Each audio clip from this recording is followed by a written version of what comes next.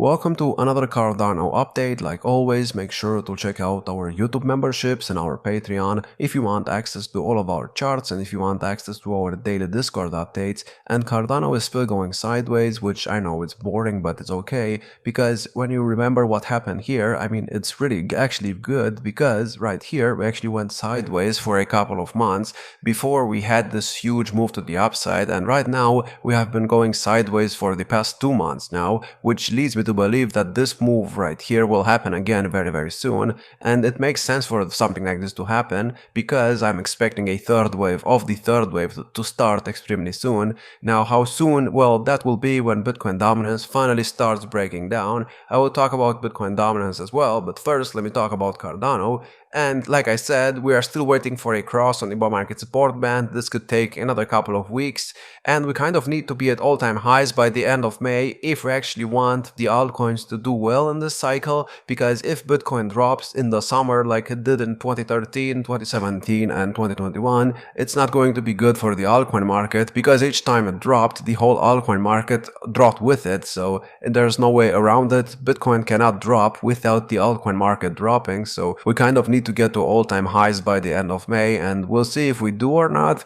Now, I've already heard about the prediction that maybe this move right here that we are getting right now, this huge move to the downside, is the summer drop. And of course, we are not in the summer right now, but maybe this move is to be compared with what happened over here, or what happened over here in 2017, or actually what happened in 2013. And while that is a good theory, I'm not going to trust that, at least not yet, because I mean, we are still in March right now, so we still have time to get to these new highs by the end of May. Now, if we do not start this move by the end of the first week of April, then we are most likely not going to have enough time to do this by the end of May. But who knows? I mean, something like this could literally happen in like 2 weeks. And when you remember the 2018 cycle, if you look at the Ethereum chart and you zoom out on this and you go to 2018, I mean, right here, Ethereum was not really doing anything at the end of the year. It was just going sideways, and I know right now it's not the end of the year, but I want to show you this. So basically it was going sideways from June to like November, and it was at like $300, and then from November to January it went from like $300 all the way up to like $1,400.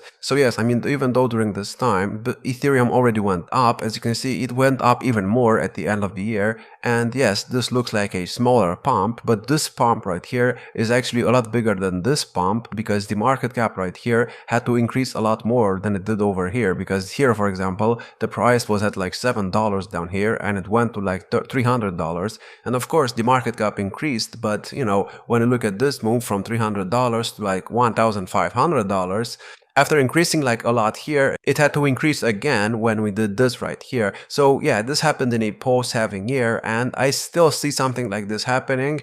Now, if something like this does not happen, if you look at the 2017 cycle on the Ethereum chart, the summer drop for Ethereum actually started in June and not at the end of May like it did on the Bitcoin chart. And I actually want to take a look at what happened in the previous cycle as well, just so we can get an idea of what could happen next. And as you can see right here in the previous cycle, Ethereum pretty much started dropping when Bitcoin started dropping, and it started going up when Bitcoin started going up. So they both of them pretty much got the exact same high at the exact same time. I think not actually. I think Ethereum actually got a later high than Bitcoin. So this happened in November, and Bitcoin, I believe, had a high in, oh no, actually it's also November. So both of them went up at the same time, but this does not always happen. And you know, once Ethereum will start outperforming Bitcoin, and when Bitcoin dominance finally starts going down, I think we could be looking at Ethereum getting to new all-time highs and Bitcoin just doing absolutely nothing. Like for example,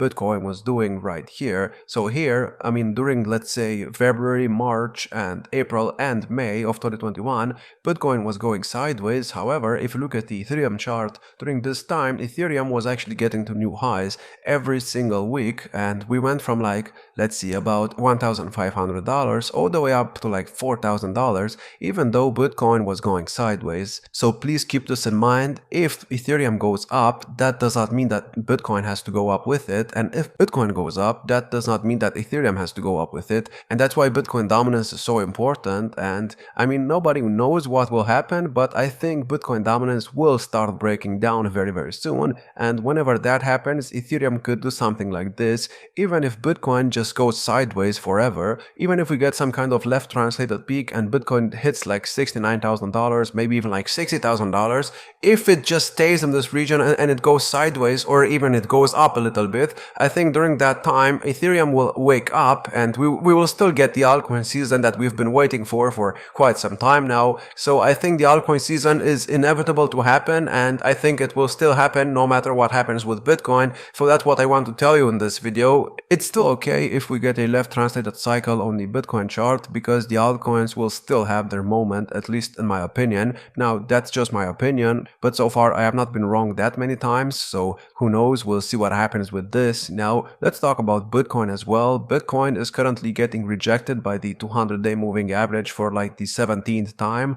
so I think it's likely that we get another low right here. And I mean, this scenario is still, let's just say possible until we get to like $90,000, $93,000 to get back above the bull market support band. And if we get back above the bull market support band and we retested after going back above it, I think that will actually confirm that the low is in and that we're heading for all-time highs. But obviously, to get to all-time highs, we have to get above a lot of highs. For example, this right here at about $106,000, and then this right here, and then this right here.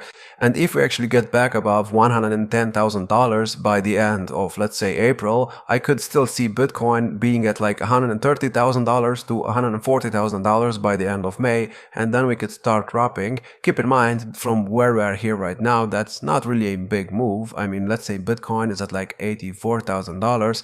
To get to like the previous all-time highs, Bitcoin only has to go up like 32%, which is not a lot when you consider the fact that here, from this low right here, well actually no, let's take this low right here, from the October low to the December high, Bitcoin went up 84%. So is it unrealistic to think that maybe Bitcoin could go up another like 80% from where we are at? Well, if it did that, I mean, that would put us at like $140,000. Is that unrealistic? I don't know, but this move right here happened from October to December, and this means this took like 2 months. And right now, if we start a move like this, we could be at about $140,000 by the end of May. And it's possible because here Bitcoin already went up like 83%, so I think it could still do it again. And keep in mind, here it was also below the bull market support band when the move started, and after it started we had a cross on the bull market support band, and after that it just went up. And I've been talking about this cross on the bull market support band as well. I did tell you that at some point Bitcoin will go up after, the cross, and that happened a couple of weeks after the cross.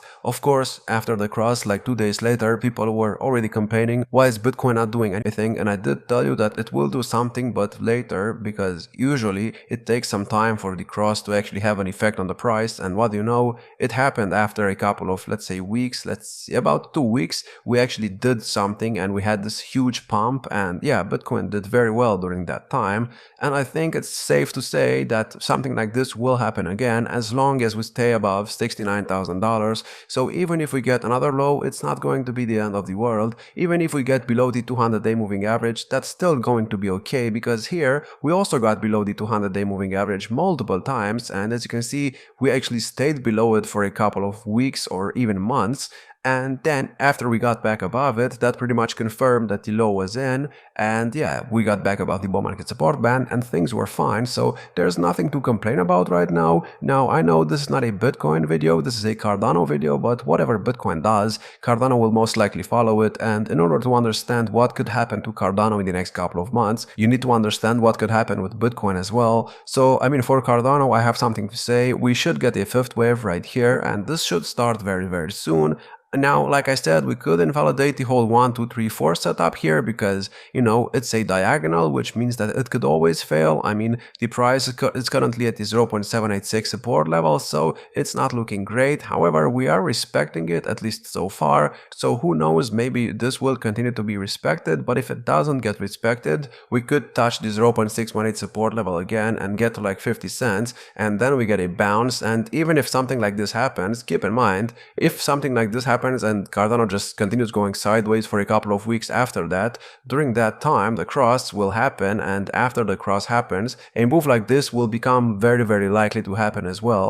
So please keep that in mind. Please stop being bearish on Cardano. I mean, Cardano is not the only coin right now to go down. Most of the coins are going down, and Cardano is actually one of the only coins to hold, near the bull market support band. If you look at other altcoins, they are like 5 kilometers away from the bull market support band. However, Cardano is only like 5 meters away, and yeah, I mean, Cardano is still looking fine. I mean, if you zoom out, it's still looking like it did in the previous cycle over here. So right now we are still waiting for the trend line to be tested. The trend line, let's say it's at about $1.60, but we can only do this after we get back above the 1.618 resistance level of the previous all-time high, where we got rejected like 7 times already, and I think we will get rejected again very soon. But this will be the last rejection, because this will complete the first wave of the third wave of the third wave. Then we will need an ABC down for the second wave, and then we can start the third wave of the third wave of the third wave. And whenever that third wave of the third wave of the third wave will start, I will make a t-shirt and I will buy it myself, because I mean, why not? So that's all I have for this video. I hope you enjoyed. If you did, make sure to check out our YouTube memberships and our Patreon if you want access to all of our charts, and if you want access to our daily Discord updates. Like, subscribe, and I will see you in the next one.